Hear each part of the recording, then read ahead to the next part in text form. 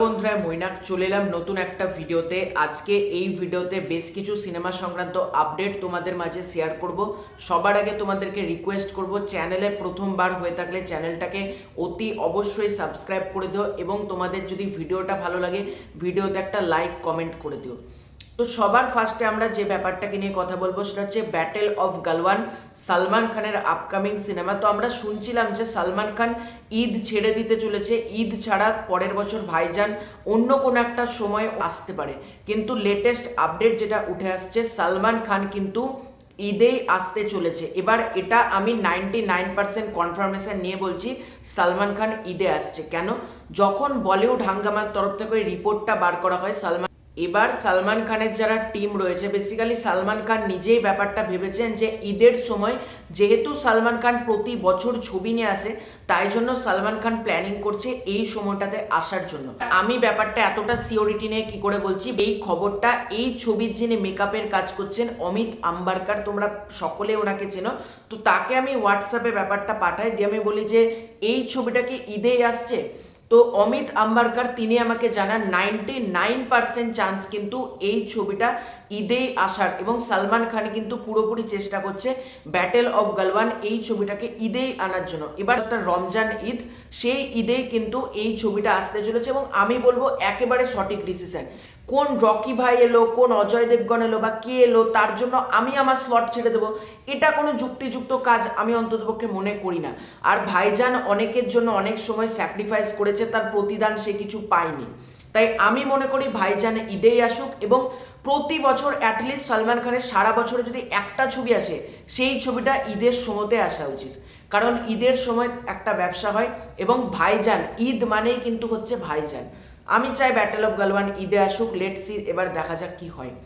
এবার যে আপডেটটাকে নিয়ে কথা বলবো, এই আপডেটটা সত্যতা কতটা আছে আমি বলতে পারবো না, তবে একটা রিউমার্স বা বাজ যেটা হচ্ছে রজনীকান্তের সিনেমা জেলার 2 যেটা পরের বছর রিলিজ করতে চলেছে, এই ছবিটায় নাকি ক্যামিওর জন্য অ্যাপ্রোচ করা হয়েছে শাহরুখ খানকে, এবং শাহরুখ খানের ক্যামিও থাকতে চলেছে জেলার 2তে। এবার এটা কতটা সত্যি আমি জানি না, এই রিউমার্সটা বিভিন্ন জায়গা থেকে ছড়িয়ে বেড়াচ্ছে, তাই জন্য মনে হলো তোমাদের কাছে অতি অবশ্যই শেয়ার করা দরকার, কিন্তু এই খবরটার যে কতটা সত্যতা আছে আমি কিন্তু জানি না। এরপর আমরা একটা ব্যাপার নিয়ে আলোচনা করব, সেটা হচ্ছে মেগাস্টার শাকিব খানের cinema Prince once upon a time in Dhaka, যে ছবিটার পরিচালক হচ্ছেন আবু হায়াত মাহমুদ, যে ছবির অন্যতম একজন নায়িকা হচ্ছেন তাসনিয়া ফারিন। তো এই ছবিটা রোজার ঈদ নাকি কুরবানি ঈদ, কোন সময় এলে বেটার সেটা নিয়ে আলোচনা করব। দেখো, আমাকে যদি পার্সোনালি জিজ্ঞাসা করো আমি বলবো এই ছবিটা প্রিন্স অতি অবশ্যই কুরবানি ঈদে আসাই বেস্ট। কেন? প্রিন্স ছবির শুটিং স্টার্ট হচ্ছে কবে দেখো, ভালো করে কিন্তু ব্যাপারটা বোঝো। সোলজার ছবির এখন শুটিং চলছে, সোলজারের শুটিং র্যাপ হতে, সোলজার টিম থাইল্যান্ডে যেতে, সব কিছু সোলজারের কাজ কমপ্লিট হতে ডিসেম্বর মাসের মিড হয়ে যাবে। সোলজার কিন্তু ডিসেম্বর মাসের 15-16 তারিখের মধ্যে র্যাপ হতে চলেছে। তারপর মেগাস্টার শাকিব খান প্রতিটা লুক থেকে প্রতিটা লুক তোমরা সবসময় যেন ডিফারেন্ট হয়। এবার এই ছবিটা প্রিন্স, সোলজার থেকে প্রিন্সে আসতে গেলে তোমরা যদি প্রিন্সের পোস্টারটা খুব ভালো করে দেখো, মেগাস্টার শাকিব খানের যে অবয়বটা ক্রিয়েট করা হয়েছিল সেখানে কিন্তু তার বড় চুল ছিল। এবার সোলজারে কিন্তু কমপ্লিটলি ছোট চুল। এবার চুলটা বাড়ানো, দাড়ি বাড়ানো, নিজের চেহারা লুক ট্রান্সফরমেশন করা, লুকের চেঞ্জ করা, তার জন্য একটা ন্যূনতম সময় দরকার। আমি ধরলাম কথার কথা 15-20 দিন লাগলো, তাহলে ডিসেম্বর মাসে কখনোই প্রিন্সের শুটিং শুরু করা সম্ভব না।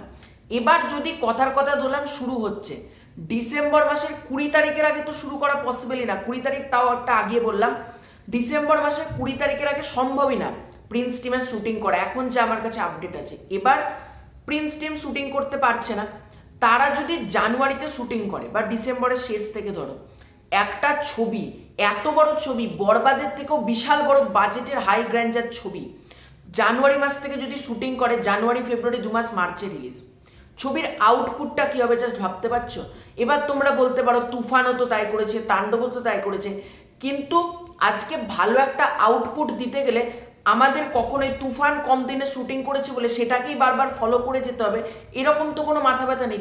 আজকে বরবাদের থেকেও যদি আমাদেরকে গ্র্যান্ডার কিছু করতে হয়, একটা ন্যূনতম সময় দরকার। আজকে জানুয়ারি ফেব্রুয়ারি, 2 মাস শুটিং হচ্ছে, মার্চের 19 বা 20 তারিখে ছবিটা কি করে মুক্তি পেতে পারে?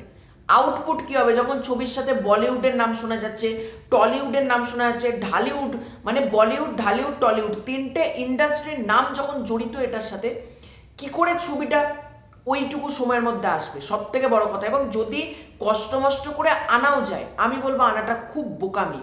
এটা প্রচণ্ড খারাপ জিনিস হবে যদি প্রিন্স রোজারিতে আসে এরকম তাড়াহুড়ো করে। আসুক না, কুরবানি ঈদে আসুক, এবং যারা শাকিব খানের শুভাকাঙ্ক্ষী রয়েছে প্রত্যেকে আমার সাথে একমত করবে। তাড়াহুড়োতে কোনো কিছু ভুলভ্রান্তি করার থেকে সময় নিয়ে কাজ করাও সেটা বেটার। যদি জানুয়ারি থেকে শুটিং স্টার্ট হয়, মেতে আরামসে কুরবানি ঈদে প্রিন্স আসতে পারবে, এবং প্রিন্সের জন্য best decision Qurbani Eid. Soldier আসুক রোজার ঈদে, প্রিন্স আসুক কুরবানি ঈদে। তাড়াহুড়োতে যদি আউটপুট খারাপ হয়, এটা সত্যিই খুব খারাপ জিনিস ঘটবে। প্রিন্স বাংলাদেশের একটা এপিক মুভি হতে চলেছে।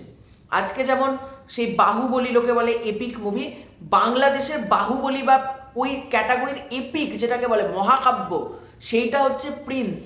এবং সেটা যদি উল্টোপাল্টা করে আউটপুট বার করা হয়, সেটা সত্যিই খারাপ জিনিস ঘটবে।